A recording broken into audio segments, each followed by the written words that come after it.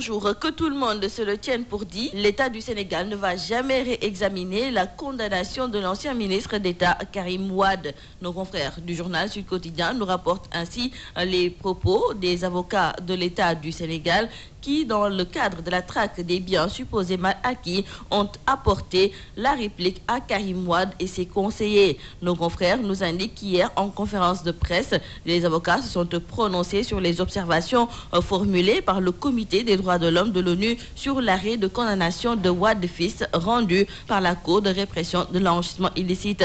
Et le bâtonnier Yérim Thiam et ses collègues sont formels. Le débat sur la condamnation de Karim Wade est définitivement clos par la Cour suprême. Quant à Maître Félix Moussa Sow, nos confrères de Sud Quotidien nous indiquent qu'il a justifié cette position en évoquant la souveraineté judiciaire, notamment en matière pénale, mais aussi la lutte contre la corruption et les infractions connexes, en précisant que rien ne détournera l'État de cette option de promouvoir la bonne gouvernance et la transparence. Et maintenant, reste à savoir comment Karim Wade va faire pour retourner ici au Sénégal. Et c'est comme qui dirait que nos confrères du journal La Tribune ont trouvé la réponse, car selon eux, la contrainte par corps obéit à une procédure et Karim Wade mise sur le temps de la justice pour faire obstacle à son application par l'État du Sénégal. Mais après avoir lu nos confrères du journal Vox Populi, c'est comme qui dirait que c'est peine perdue pour Karim Meïssa Wade, car les avocats de l'État sont formels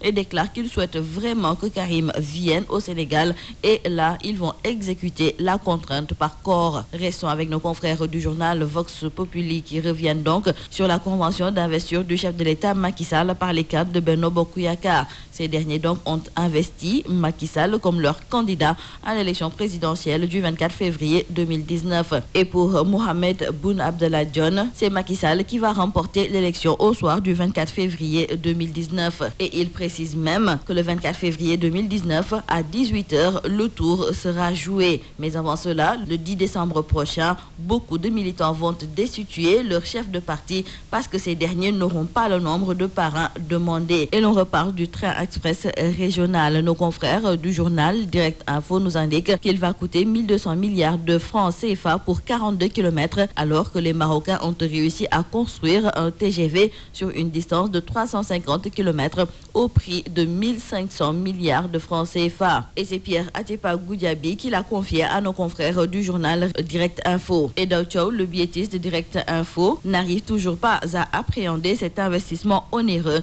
qui sonne comme un flot de prestige dans un océan de pauvreté. Dans le journal Enquête, en voilà un autre qui s'en prend vigoureusement au bilan du régime de Macky Sall qu'il juge catastrophique à bien des égards.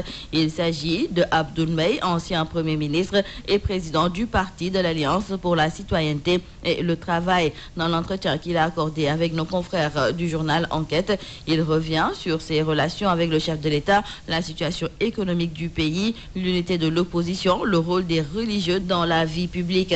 Et Abdoul Mbaye a constaté que c'est la faim et l'insécurité alimentaire qui se sont installées dans notre pays. En plus de cela, le régime actuel se bat contre l'émergence du Sénégal, car cette croissance de 7,2% n'existe pas. Le mouvement Y en a marre aussi en ordre de bataille. En fait, nous disent nos confrères du journal 24 heures, le retrait par le gouvernement de l'agrément de l'ONG Lead Afrique francophone a fini par mettre le mouvement Y en a marre sur le pied de guerre. Fadel Barro et compagnie ont déclaré que cette décision de l'État du Sénégal ne passera pas. L'ancien ministre de l'Agriculture, Habib Sy, renonce à sa candidature et rejoint Maître Madické Niang. Ce sont nos confrères du journal Les Échos qui nous en parlent et nous indiquent que c'est un soutien de taille pour l'avocat. Le pacte de compagnonnage entre les deux libéraux a été scellé hier lors d'une rencontre et nos confrères nous indiquent qu'Habib Sy est pressenti pour occuper un poste important dans le staff rapproché de Maître Madické Niang. Parlons à présent avec nos confrères de Rewmi Quotidien de ce rapport de l'ANSD dans lequel il est indiqué que les prix de la consommation ont augmenté de 2,6% ces derniers temps.